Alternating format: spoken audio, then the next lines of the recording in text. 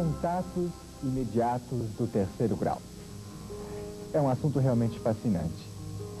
O que realmente significa isso? Significa quando uma pessoa tem uma experiência de contactuar um tripulante de uma nave extraterrestre. E para conversar sobre esse assunto, está aqui conosco no estúdio o Antônio Nelson Tasca, que teve uma experiência extraordinária de terceiro grau. E o Dr. Walter Duller, que é um estudioso desse assunto. Primeiramente, eu gostaria de conversar com você, Tasca. Eu gostaria que você nos contasse. Eu sei que seu caso aconteceu na passagem dia 14 para o dia 15 de dezembro de 1983, né? Em Santa Catarina, Chapecó. À direita, vê-se o meu carro, um Volkswagen Brasília, que até hoje eu possuo e do qual jamais me desfarei, porque é uma relíquia na família. E logo adiante, vê-se de través no caminho o objeto voador não identificado. Ao fazer uma meia dúzia de passos em direção ao objeto, fui contido por uma sucessão de ondas de ar quente que eram endereçadas em minha direção. Assim que eu me dirigi ao veículo, e ao pôr a mão na maçaneta para abrir a porta do veículo, do estranho veículo, saiu uma esteira de luz, dando a impressão de ser compacta, com a largura de aproximadamente meio metro, extremamente brilhante. Ela saiu, o chão era de terra e desigual. Ela chegou até onde eu me encontrava, passou sob mim e regressou. E eu regressei sobre aquela esteira de luz, sem sentir vibração, sem trepidação, sem sentir nada de anormal, até chegar junto ao objeto, 1 metro, 2 metros talvez. Não teve medo, não? Não. Está levado, não, aí? Realmente. Só me lembro que ao chegar junto àquele estranho veículo, eu não vi abertura e tive a impressão de que o objeto era feito assim, como se fosse um carro em vias de conserto, depois de ser batido, uma lataria fosca. E de lá, só mais adiante que eu dei acordo de mim. Ah, quer dizer que você perdeu a consciência nesse momento? Perdi. E quando você voltou da consciência, o que é que você viu? O que é que você experienciou? Quando acordei, eu não vi nada. Eu me encontrava num quarto extremamente escuro e extremamente frio. Uhum. E 3 pessoas, pelo menos, 3 indivíduos entraram. Eu percebi que ele passou pelas minhas pernas e postou-se, eu estava deitado. Estava deitado. Passou-se para a minha esquerda. E 2 ficaram à direita. Você sentia a massa se locomovendo, porque estava no escuro e não via nada. Exatamente, como se fossem passos assim de pessoas que a gente pode ouvir mesmo não vendo. E os da direita falaram, se eu escrevesse, poria entre aspas, porque foram grunhidos. Eram grunhidos e o da esquerda respondeu. Falaram diversas vezes e se atropelaram nesses grunhidos todos. E aí o que estava no fundo, tive a impressão pelo menos, agarrou-me, as 2 pernas minhas estavam juntas, com os dedos ou com garras, porque eram objetos muito rígidos, muito firmes no joelho. E os outros me agarraram pelas costas. Subitamente, houve luz. Iluminou-se o aposento em que eu me encontrava. Dá para você descrever o aposento? Sim. Uma saleta de uns 3 metros por 2,5 e uns 2 metros e 10 ou 2,15, quando muito, de altura, porque estava assim um tanto o teto acima da minha cabeça. Como tenho 1,75 m, mais ou menos essa é a altura. E ali eu me encontrava deitado. A iluminação brotava de todas as paredes, até do piso. Não havia lâmpada. Quase no canto da saleta, fez-se aos poucos uma abertura ogival.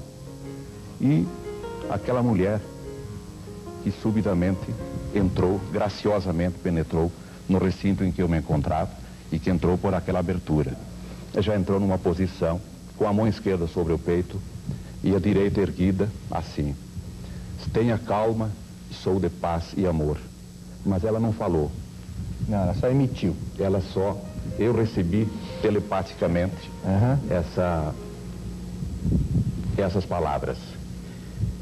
E, obviamente, eu estava arrumando as palavras para fazer-lhe a pergunta quem era e de onde vinha, quando recebi, da mesma forma telepática, a resposta: sou Kabbalah, mensageiro do mundo de Agali, paz e amor, na entrada e na saída.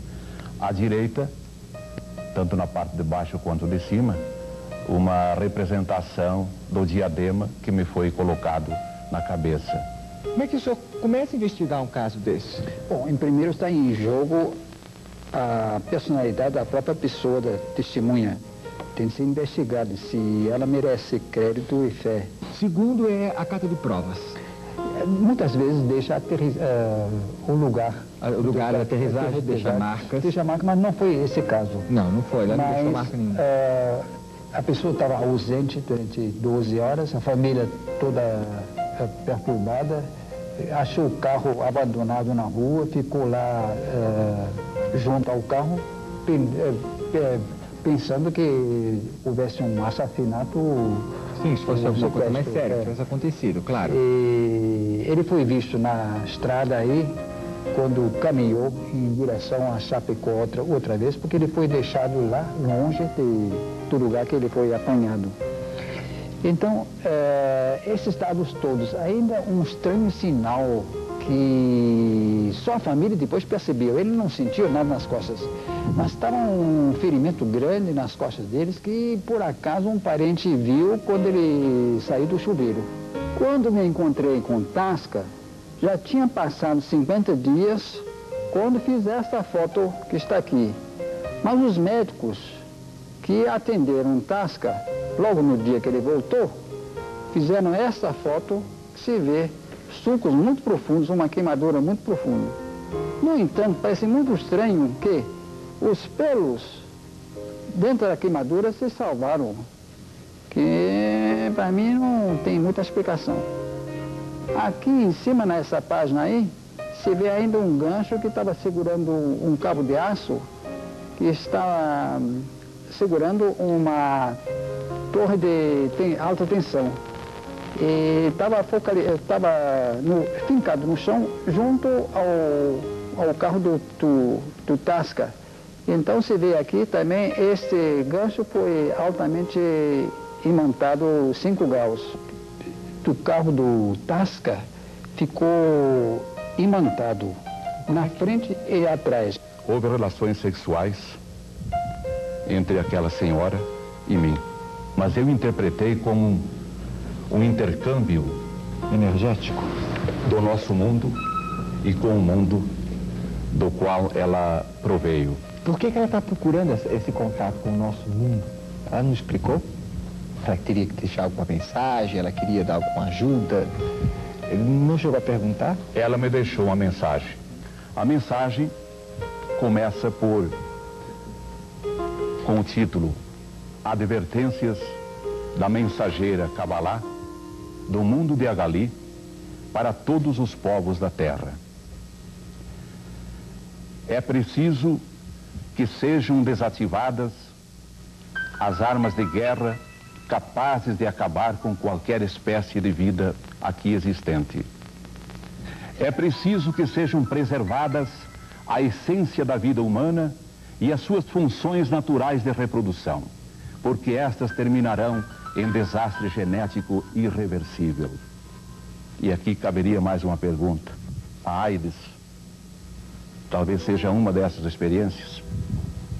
Em 1983, época em que eu recebi essa mensagem, não se falava em AIDS. É preciso que o homem conquiste outros mundos do universo e ali encontre lugares adequados para suas futuras emigrações e novas fontes de energia e subsistência. Mas antes deve conquistar seu próprio mundo, desvendando-lhe os enigmas que ainda existem na terra, no mar e no ar, conservando-lhe os elementos vitais, os elementos naturais de vital importância. Mestres da suma sabedoria tornarão a vir à terra, renovarão ensinamentos maravilhosos e ajudarão a estabelecer uma nova sociedade política. E, como sublime conquista da capacidade criadora humana, será posta em ação a máquina do poder absoluto. Engenho que, entre muitos outros prodígios, dará à humanidade a visão mais feliz e assombrosa de toda a história: a ressurreição dos mortos na faixa dos 4x.